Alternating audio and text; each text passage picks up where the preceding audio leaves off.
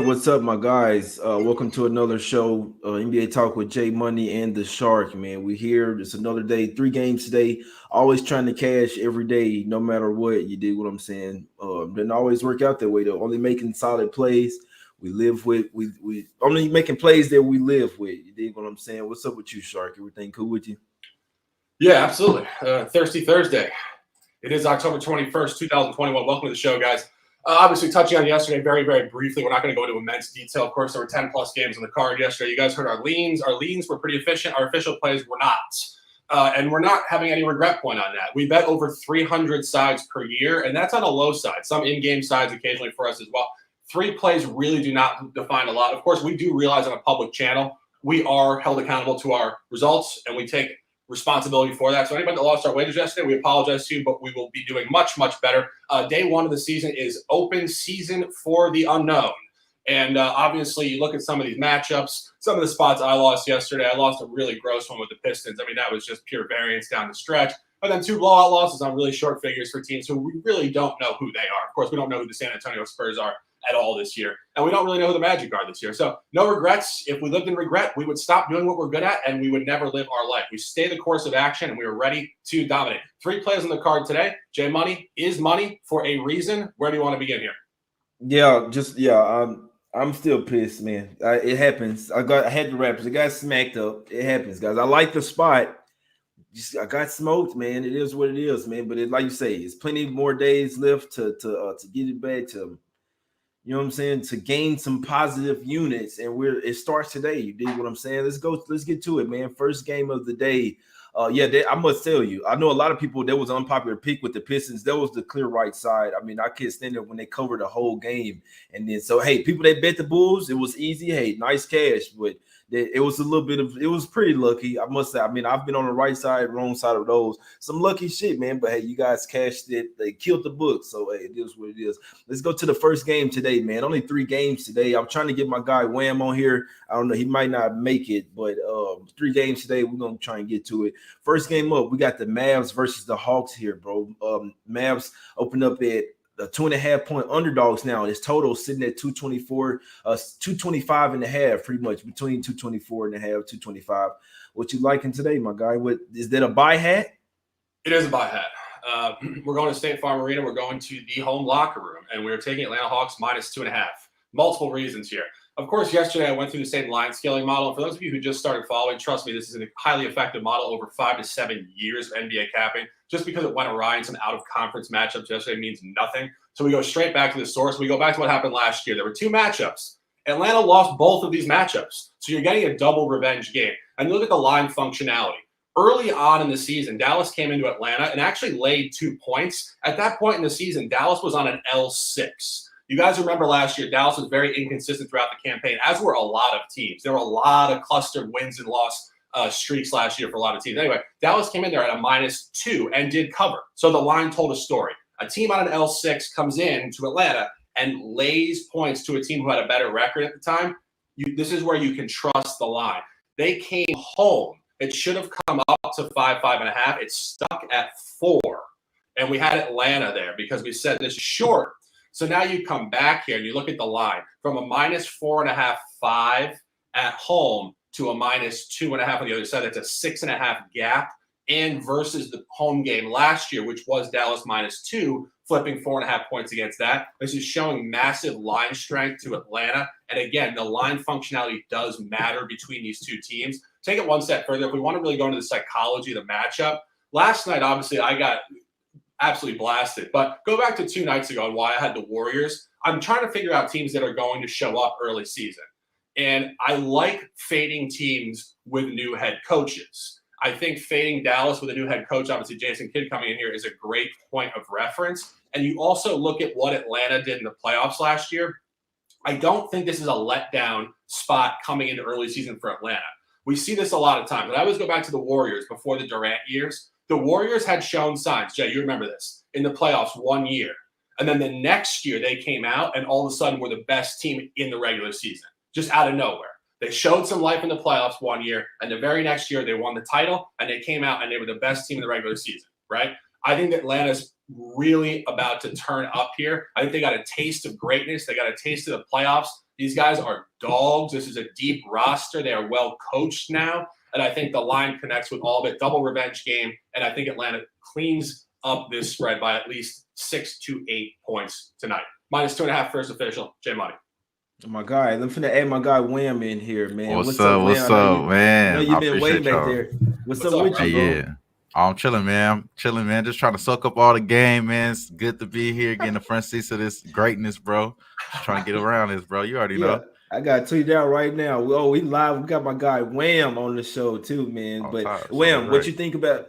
So we got that Hawks versus Mavs. My guy Shark just with all his points there for the Hawks. What you think about this game?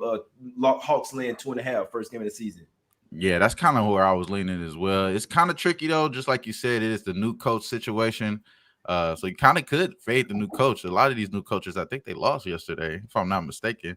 So you could, yeah, I think so.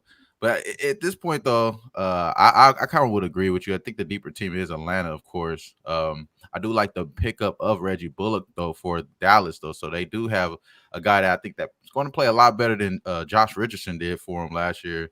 You know, that was kind of like a mishap as far as acquisition there, but I agree with you though, Shark. I think the -2.5 is nothing I played yet, but it's kind of scaring me to stay away from this underdog money for Luka though, man. It seems like they always want Luka to be nice. They want him to be good, you know what I'm saying? So you see the underdog's price for Luka, it's kind of giving me a little worry there, but I could see the 2.5 being an easy cover for sure for this team because they deep, they got all these guys paid. And they're professionals. Kevin Huerter is a professional. John Collins is a professional. It's a really good team behind there. Like you said as well, Shark, I was there, man. Great coach as well. I think he could be coach of the year this year. And they could possibly win this division as well. So it's a lot of things to unpack there, but that's kind of how I would look as well with Atlanta. Gotcha. Yeah, man. I must say, me personally, I'm leaning to the Mavs. I mean, it could be some fanboy type shit. I'm not betting it, but it's Mavs or none for me in this game. The Hawks have been a little banged up. Their guys didn't really play a ton in the preseason. It's just preseason, but you also need to get into game shape. As far as like your cardio, whatever. Capella only played a total of 12 minutes in the preseason. That was just the last game. He's actually kind of banged up. Gallinari is not playing this game, and also Lou Williams won't be in this game. So where he's actually game time decision. So actually, they are missing a little bit of their depth, and a lot of the thing with the Mavs are they have a lot to prove. They do have a new coach. Porzingis has a chip on his shoulder. Him and Luka have been in the gym working all offseason. They added some pieces over here as well, some defensive pieces, like you mentioned, Reggie Bullock. Even though Sterling Brown isn't a huge name in the NBA, it still adds to their depth. Still got guys like Willie Cauley-Stein, Maxi Kleber, Jalen Brunson coming off the bench. So don't look down, but this Mavs team is really deep, and I think they could really make a run this season. I'm not necessarily taking them on the road in the first game of the season with a rookie head coach, but it's Mavs or nothing for me here. The Hawks are a bit banged up, and sometimes we see a team that goes deeper into the playoffs that necessarily wasn't supposed to. They'll kind of have a letdown to start the year. So I'm not saying that'll happen with the Hawks, but I can't wait to watch this game. It's got, like, I really could see this being an over-type game, plenty of points. We have to remember as well with Trae Young, his whole game is being called differently now. What he really predicated himself on last year, really took a jump with, was taking a pump fake, wait till the guy jumps into him, throw him some wild shit, or going into the hole, jumping into the defender. He won't be getting as many of those calls. He'll still get some of them. Luka does it as well, though. So it's you know what I'm saying? Both of them do it. I still lean the Mavs here. I'm not playing this game, but it's definitely Mavs or nothing for me. They are a lot deeper than people think. Yeah, right? Jay, just one final point on that. I think, obviously, we talked about it all last year. You know, not having the ability to dive into defenders and pull them into you and hook them and all this stuff. I mean, that's fantastic. Thank you, NBA basketball, for finally getting rid of that. But I do think these guys are going to adjust. I mean, it's not. I mean, I think it's overstated to agree that their entire game is predicated on this. I mean, the kid Trae Young can shoot from half court and hit from 80% a shot. I mean, the dude is straight up wet, right? So yes, when he's dribble driving left, he's not going to be able to pull a defender in from the right, but still, he can still hit floaters and create space. I think it won't matter as much. I mean, I think you know, to your point, Steph Curry did look a little off kilter in the opener, only 21 points. He was really ice cold from the field. But we will see. It's just an interesting point going forward to watch. Yeah, this guy here, the Steph Curry, he's just real quick. That guy is way too good to be kicking his leg out trying to get foul calls. I'm sorry. Like, you're the best player in the game. You can make pretty much whatever three you want. You don't need to be kicking your leg out, like putting yourself in to be injury prone, or the other player as well. I hate to see it. Like I say, Steph Curry, the best in the game. You don't need to be kicking your leg out to try to get 3 free throws or get a 4-point play. You just, I don't know. I feel like when you're the best player, you don't need to. But that's a whole nother conversation. I can understand why you like the Hawks. Like I said, I'm not playing the Mavs. This is the first game on the road. They do have a new head coach. I'm not a huge fan of the Jason Kidd hire, so I definitely need to see. But I do think they do have a lot to prove here. It may not necessarily translate to the first game of the season, playing a top-tier team like the Hawks and an Eastern Conference team. We know that Trey and Luka's always going to be a thing. But like I say, Wham, what you think, bro? What do you think? Do you think Porzingis is going to have something to prove here? I think people that's looking at props, you might want to look towards Porzingis, at least especially early on, because he's going to be undervalued. Yeah, it does seem like he did have a good offseason, so that's good news. You know what I mean? He's not coming in here injured either, so that's another thing to add a plus on. I think that could be the reason there, but man, I was really down on him towards the end of last year. So it's gonna be a little bit. You got to show me before I actually start talking good on you. You know what I mean? So for at this point, if we're going off of what happened last year, he's still in the shit house, in my opinion. It is kind of concerning though. The line is kind of weird on here. It hasn't moved at all. It did move a little bit, but then it got right back to where it was. It's kind of weird there, but I'll just leave it alone, man. I think this game is it's really interesting to watch for sure. And then you get your gaze on. But I would lean Hawks for my guy, Shark Bro. That's how I would do it. Yeah, they got Porzingis at points, rebound, assists over 26.5, juice to the over, and his points is over 17.5, juice to the over as well. So even the books kind of saying, hey, look, Porzingis, I do know this, just a gym. They're starting to run Porzingis like through the offense a lot more. Him and Luka get him some get him the ball, whether it's on the block, whether it's, you know what I'm saying, whether it's alley oops or whatever, they will like make it a focal point to get him involved in the offense. So it's just a little inside info for you guys. Nice. Yeah, just final comment. I'll reiterate. I look at the lines. I trust professional odds makers who are taking all this into account. All the upside of the Mavs, the rosters, the motivate, blah, blah. I don't think they'd be moving the average from a -2 Dallas last year to 2.5 here if it wasn't accounted for. So just the way I look at it. But anyway, let's move on. Got you. Yeah, I'm not saying I don't like to play, man. You have to get defensive, Shark. I'm not on the Mavs, my guy. Let's get to the next game. I love. We're hanging out. Let's get to the next game, man.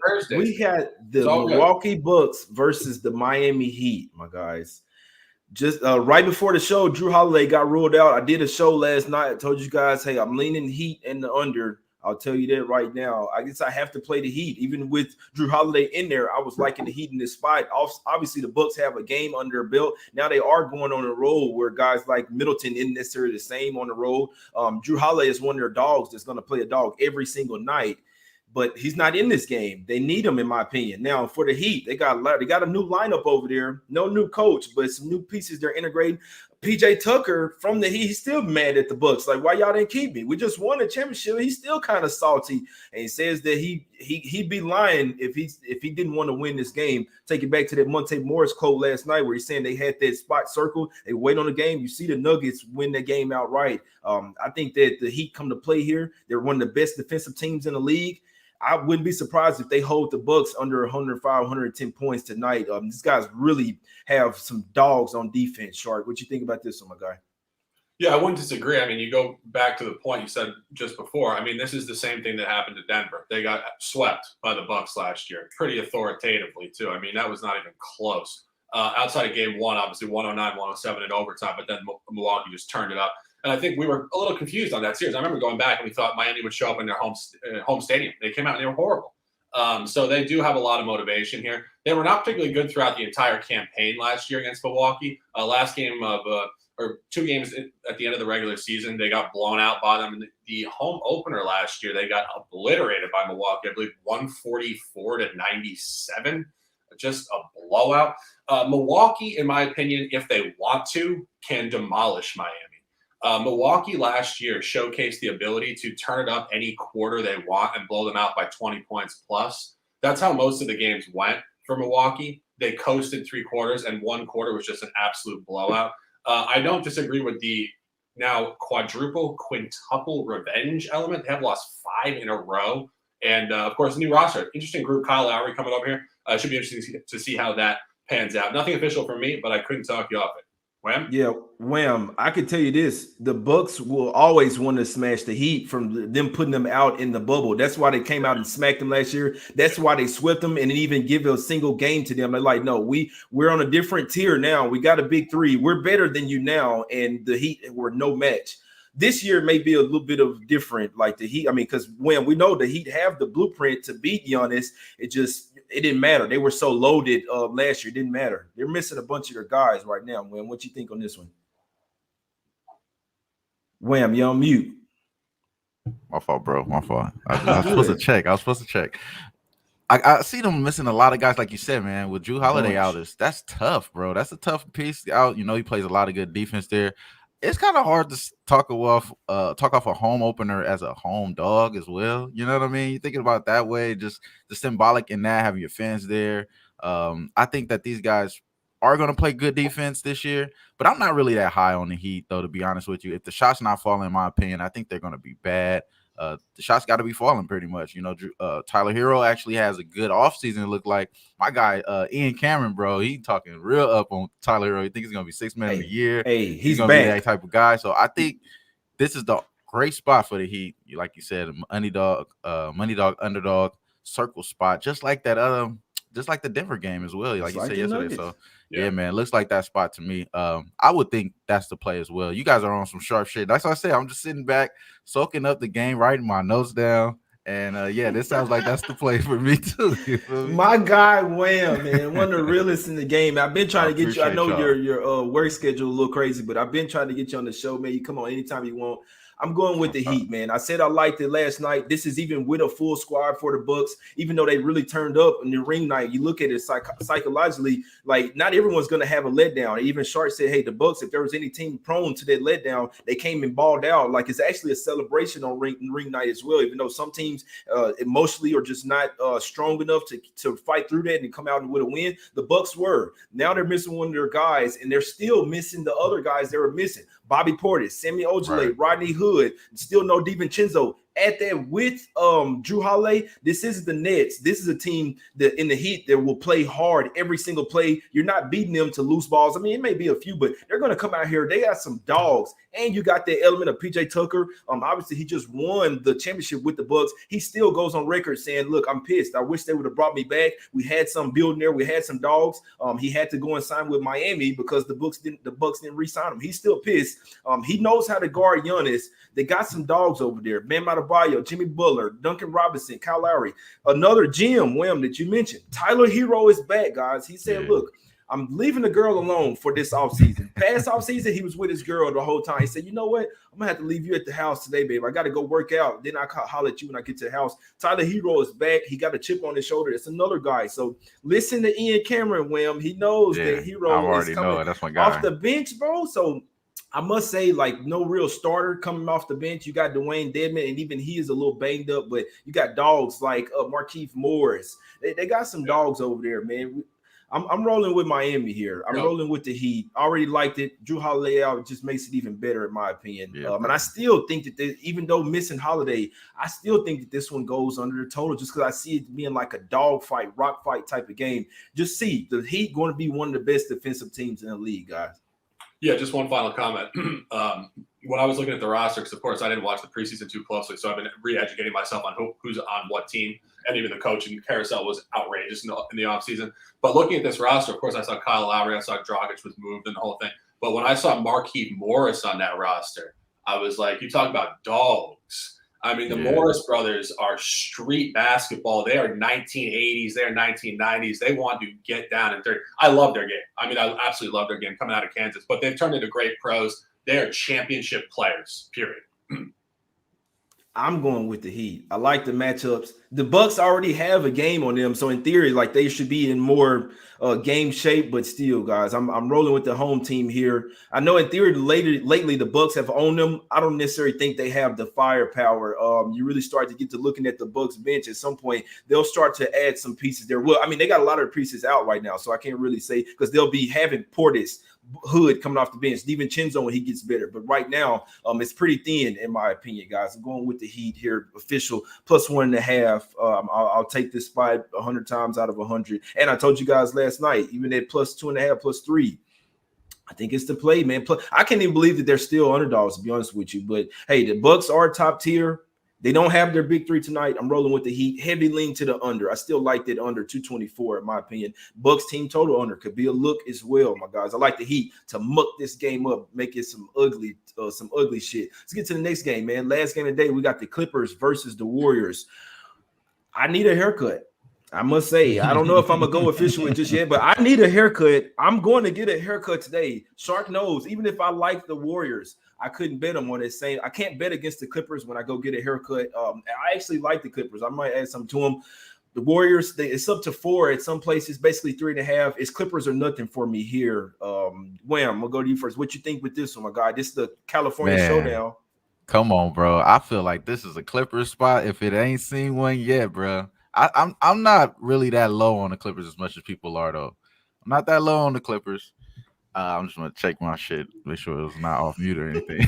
Nah, you good. I hear you. Just messing around. I see y'all. I'm like, damn, y'all move your head. I'm like, shit. The Clippers is the play though. No, but for sure, I think the Clippers is the spot here. Paul George looked fucking phenomenal last time. I mean, got these guys to the best they ever been, the Western Conference Finals. Got a lot to build up on that. They got some good young players too in the draft. I like the guys they drafted. Again, obviously, we know that the Warriors, they seem like they put these guys right in position. They just got a lot of good defenders, got a lot of guys that can make big shots. But again, like, do you think you're going to get Jordan Poole to ball out like that? Somebody's going to slow his ass down. And then Steph kind of looked like he was slowed down his damn self. Like, man, I got to do this shit all over again. He probably have to do a little bit more there. So you may be able to find spots to fade the Golden State Warriors. And this could be it. I believe that this is still a good defensive team for the Clippers. I think they're still great as far as efficiency-wise. They kind of have the same guys that they're really good efficiency-wise last year. So I'm going to take that into account this year as well. So I think the Clippers are the spot here. That's the way I would look at here. Take the 3.5, possibly just the money line spot. Seemed like I got my little lineup right here with y'all, man. I really appreciate y'all because I was kind of leaning towards this way anyway, but it does seem like that's the spot for me. Yeah, and I must say, Steph not necessarily having a good game last game, Shark. I know you're a big Warriors fan. That does scare me a little bit, but Poole, he is a baller. Like, he's supposed to take that next step, so I don't think that there was a outlier. Poole having a good game. That's him now. Like, he's a starter over there for a reason. Sure. You look at the Clippers, though. They have the guys to guard these guys. They got the defensive the perimeter defenders to guard these guys, better bench in my opinion, and they saw them beat the Lakers. Shark, what you think about that? They just beat the Lakers. Let's go show these motherfuckers that we better than the Lakers. Yeah, I didn't get to make my comment here yet, but there is disagreement in the group. My guy, Warriors fan. That's some fanboy shit, man. Come on, speak that fanboy shit. Hey, but I understand it though. I understand. Let me go into the details here. So I'm looking at it, right? And I'm talking about psychology. And we talked about why they beat the Lakers. And I have a couple of teams circled as to who are going to come out in a campaign and really try to turn up. The Warriors are top 4 for me. The Warriors do not want to get into the play-in game. So the Warriors care about early season basketball far more than most of these teams. And again, I talked about Atlanta coming off a conference finals loss, but Atlanta is a really young group who sensed postseason ball and has it in them now to really turn up, in my opinion. The Clippers, for me, are the opposite. The Clippers outdid themselves last year in the postseason without Kawhi Leonard. And I think Paul George being an emotional guy, I don't see Paul George turning up here in the opener at the Dubs. And the line really confirms it. If you go back to last season, the last time these two teams played, the Clippers blew them out 130 to 104 in Staples. Absolute obliteration. And the Clippers were laying 7 points in that game. Now they come in here at a +3. Again, we asked the question, is Vegas giving you 10 free points on a team that just won by 26? This is ripe for Golden State. I don't think it's a letdown. Again, there's 82 games of basketball here. I don't think that they just won a game, so they're like, all right, we're going to coast now. I don't think it's just this auto letdown factor for this team. And as you said, we don't know the quality of a lot of these guys, but I mean, they're not on an NBA roster because they just straight up suck. I think, when we came into the early Warriors years, a lot of guys on those teams people were questionable about too. Barbosa, Spates, Sean Livingston off of obviously the most apocalyptic knee injury we've seen in 20 years in the NBA. But Jay, just as a point of reference, a lot of these young guys, you got to remember, like, guys, they become the guys over the course of a season, right? And I think these guys can become the guys. Obviously, Klay Thompson comes back around Christmas. Trust me, this is not a fanboy thing at all. The numbers stood out to me drastically as a 10-point line gap and an average. And then I asked myself the question again. I don't think the Clippers are going to come out smoking hot off of a real backdoor sort of in the playoffs last year. It's just where I'm looking at it psychologically and numerically. And I do have Golden State here at -3. I did book last night officially. Got you. Yeah, no, as Clippers are here. Clippers are nothing for me. This is not the Lakers. I'll be honest with you. If the Lakers had a little bit more continuity, they would have blown this shit out the Warriors. It's just my opinion. The Warriors starting to get a little bit too much love. They're really people trying to put them in the top 4 of the West, like they're competing with the Suns or the Jazz. I still think like, people are putting the Clippers behind the Warriors, and I think they're crazy. Shark, we talked about this. You saying that they'll have a letdown without Kawhi, but then last year we talked about it, the reason why they went deep into the playoffs, because Paul George seemed to be playing better without Kawhi, because he put the team on his back. Yes. They got Eric Bledsoe. A lot of people don't like this that trade, or him over there. You can't forget Eric Bledsoe is still a top tier defender, perimeter defender in this league.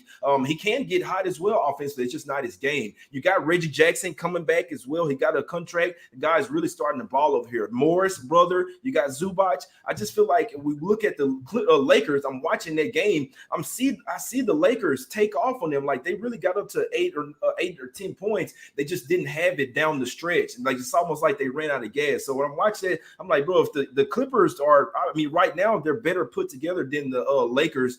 They have more continuity. They got pretty much the same guys, and you look at their roster, they're built that they can hang with this Warriors team, guys. So it's still early in the season. Like I say, the Warriors have a game on the Clippers where they hadn't played yet, but I'm also looking at Paul George saying, hey, look, we saw that game. We saw the way that they were moving the ball, even though he said, hey, look, they won by 8 points or whatever, and Steph didn't even have a good game. They see this. They're watching the game, and even though it's early season, I still think they want to come out here and make a statement. Like, even though we don't have Kawhi, we're still here, and I think that they're a better squad than the Warriors, even though the Warriors at the house. I think that's the only reason why they're, getting this much love, and they beat the Lakers, but they were supposed to beat the Lakers, you know what I'm saying? But I feel like that they were supposed to be up even at the half. I feel like if the Warriors were really that team, they come out there and smash the Lakers with no continuity at all. They didn't do that. They had to come back in the second half when the Lakers pretty much just let down. So it's Clippers or nothing here for me. Like I say, I probably won't even play it, but I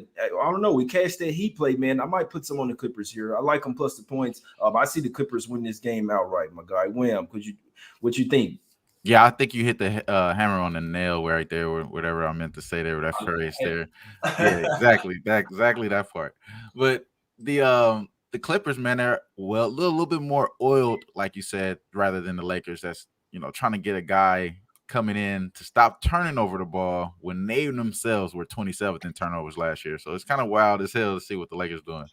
But I think that's what you're saying is perfect, though, man. Just all the way right there. I'll just leave it at that. This is not the Lakers, bro. If Westbrook wasn't in that game, the Lakers win that game 10 times out of 10. Like, literally, Westbrook was absolutely terrible, bro. If they didn't start Westbrook and it was just Rondo or somebody, they would have won that game, bro. I mean, I just really feel like winning matchups.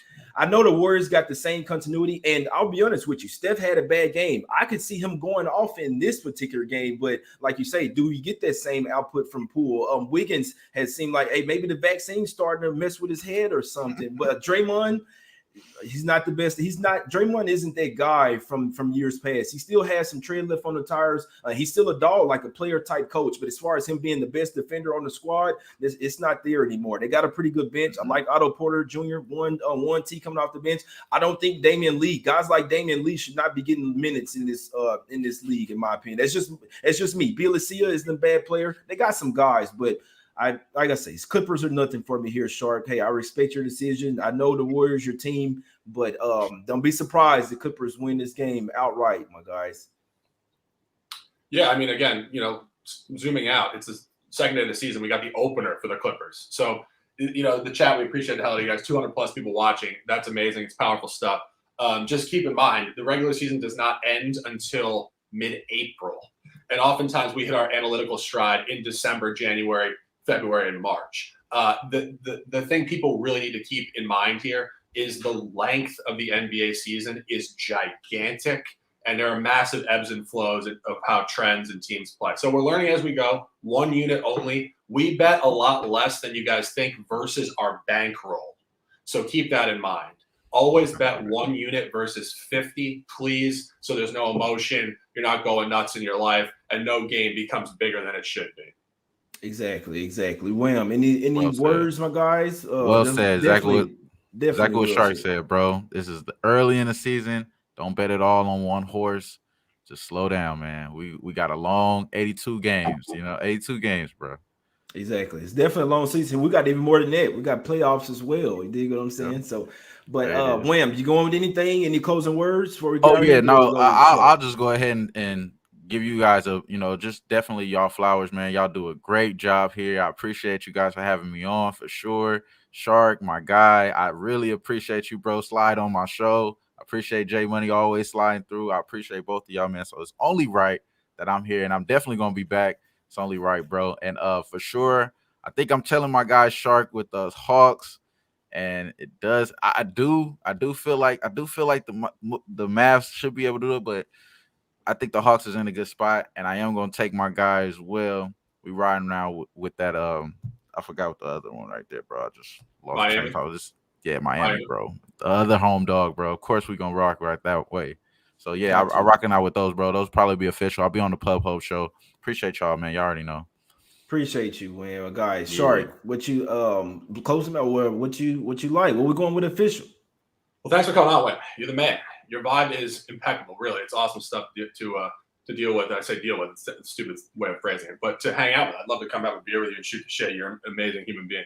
Official plays: Hawks minus 2.5. Home opener, as I said before, line functionality. Last year, Dallas laid 2 points there.